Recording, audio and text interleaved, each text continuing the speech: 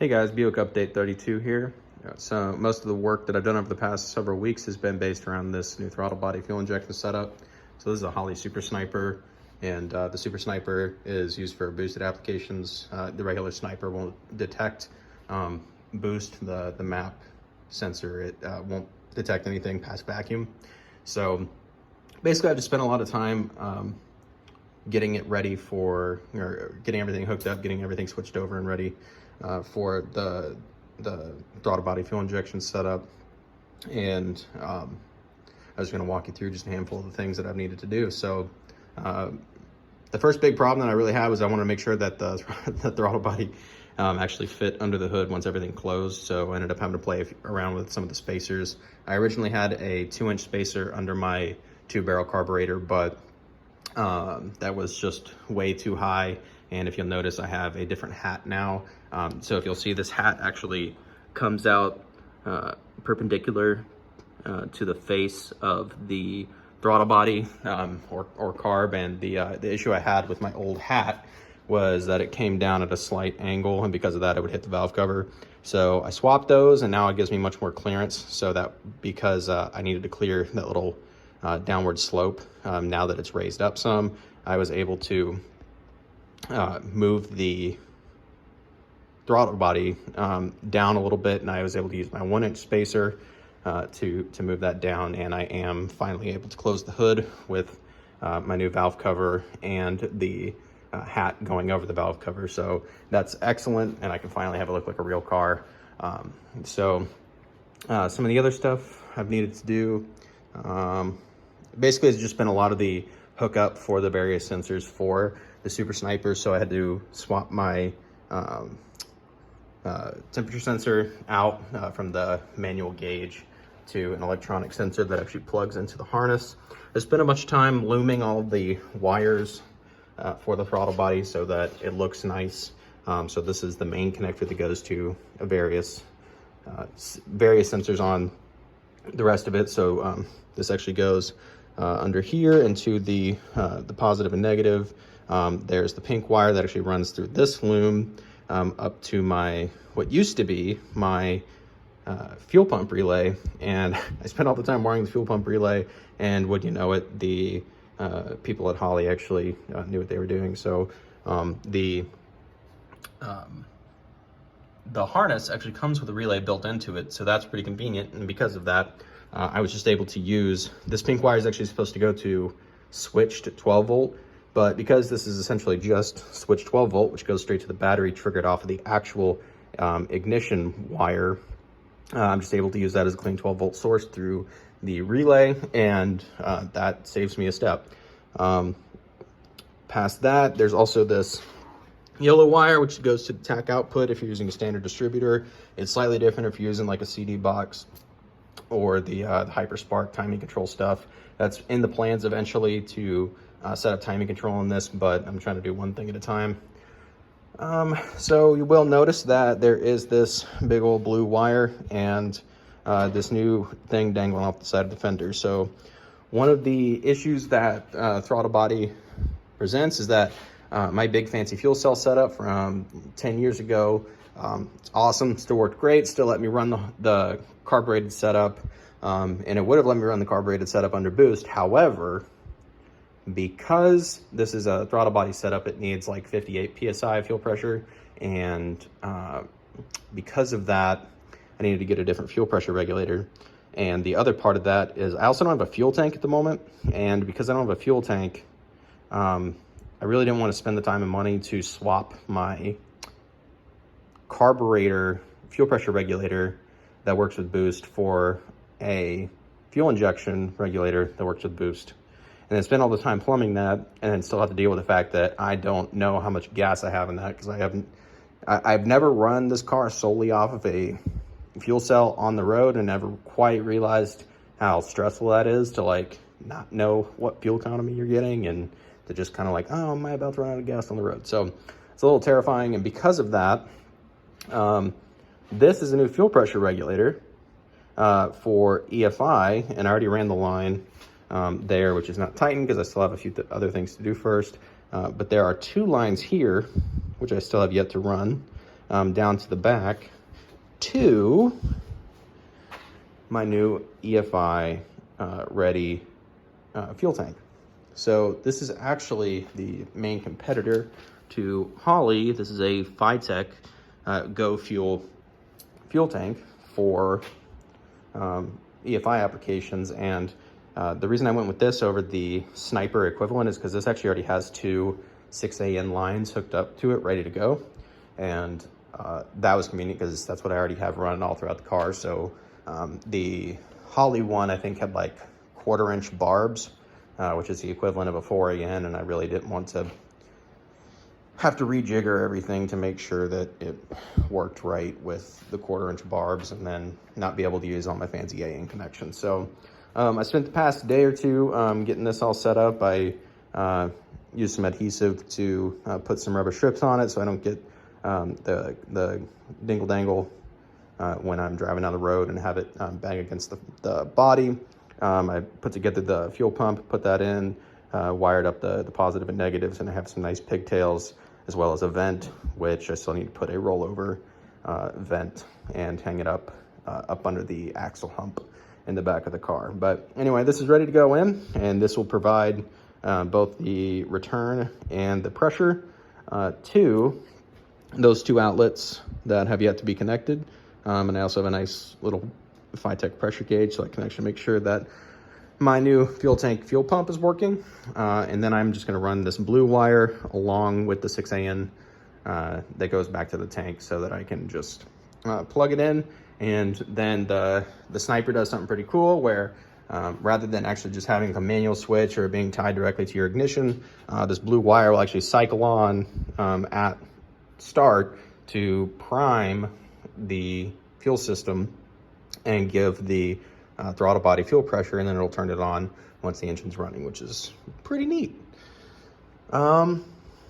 So that's the plan for tomorrow, basically. Other than that, just a handful of, I guess, small things. Oh, actually, there's one not small thing. So this connection is this connection from the outlet of the intercooler to the inlet of the hat is not missing. It's just not there because I'm plumbing everything right now. But I did spend the time to actually finally weld in a blow-off valve. So I am no professional aluminum welder, but it doesn't look that bad, and it looks like it works, and everything is already wired up and whatnot for the vacuum line. So I actually have a nipple that goes directly to the manifold for vacuum, which is hanging right there. And that is the perfect length already cut. So I can just throw the pipe in and throw the hose on the nipple. So that's already cut and ready to go. Let's see, what else? I did get a 4-inch inlet tube for the turbo, 10% because it might add horsepower to get the inlet away from the hot exhaust manifold right there, which it literally just sits right next to normally. But the other 90% is it looks cool, which is really the whole reason we're doing this, right? The other handful of things, I did have to weld in a stainless steel bung for an O2 sensor, and I tried to route that as nicely as I could. They gave you about 6 leagues of wire, unfortunately, but I did add some looms and whatever to keep that out of the way and keep it off the manifold or the exhaust pipe. What else? So the other part is for the fuel pressure regulator, it needs a boost reference so that as the pressure in the turbo builds up, it can begin letting a 1-to-1 rising rate of fuel pressure into the throttle body so that the air pressure doesn't begin distorting how much fuel is actually going into the engine based on how long the injectors are open. It's basically the same idea behind how the carburetor rising rate pressure regulator works. It just keeps the pressure differential the same regardless of how much boost you're in. So I had to run a line from here, and then I have a T right there, and then it wraps around to provide a boost reference to the fuel pressure regulator. The other part of this T finally actually runs down. I had no idea if you'll be able to see any of this, but yeah, maybe, who knows. But it actually runs down to the wastegate. So now I finally have a functional 5 PSI wastegate, so I'm probably gonna drive this for another few hundred miles and then swap in the actual full strength valve springs so that my cam can safely get broken in, and then finally start getting into boost. Now that, or after I finally feel somewhat comfortable that this engine won't grenade on me. What else? One other fun thing was that this throttle cable was actually too short, unfortunately. Yeah, so for whatever reason, this is much further away than the Holley 500 CFM2 barrel was, so I ended up having to add a short linkage that I made so that my throttle cable could reach. But a little Loctite, I'm sure that'll just be just fine. Yeah, so other than that, I think the only other really cool thing that I had to go, or that I had to show, was the fact that I'm a certified zip tie mechanic, and I actually have the handheld bolted, good lord, zip tied to the column. And in case you're wondering, yes, I can still see my speed, but it is wired to the relay. Everything comes on, works right, looks great, and I get I can read my gauges just like you'd ever hoped. Yep, so it turns on and off with the car, just like a real throttle body injection should. And that's pretty much what I've been working on for the past while. So the next couple, oh, the last thing is I actually finally got some inserts for my freshly painted cowl so that it looks nice. I know there's supposed to be a screen there, but these are relatively cheap and they look pretty sharp with black and black. So the next day or two, I expect to get the fuel tank in and then cut all the AM lines up and just a few other things to snug down. Oh, and the last thing is, if you'll notice, there's one brand new shiny part in here, and that is a water pump. And it had been driving me absolutely crazy for the past several months, but there was a tiny water leak, and it appeared in the most bizarre places, and it seemed like it continued to move around. And actually, what would happen is, the first place I noticed it was actually under the bell housing, and I was starting to freak out that the freeze plug behind the flywheel that I had just spent a ton of time and effort and called a buddy over to add. I was afraid that the freeze plug is not properly sealed and it was just slowly leaking out back there. And then I cleaned that up and just kind of kept working because it was incredibly slow, so it was kind of whatever. Then I noticed it start to travel elsewhere, and then it would drip from like down here, or I would see like water on the sides of the oil pan, and I was so confused and I could never quite find out what it was, and I just continued to work.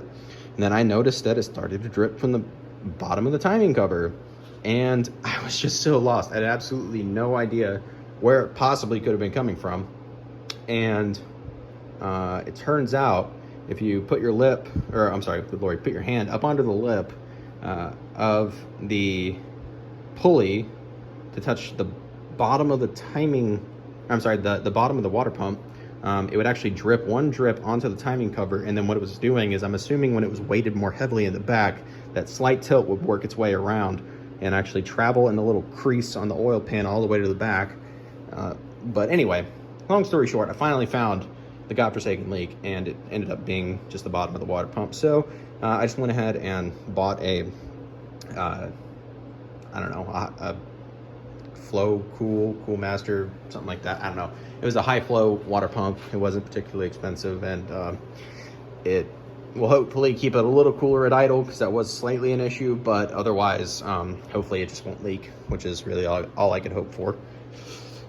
So yeah, other than that, I will hopefully be able to get this fuel tank in over the weekend, cut up the AN lines, and get everything wired and plumbed, cinch down the throttle body, and put the rest of the ductwork back in, and have it ready for a drive.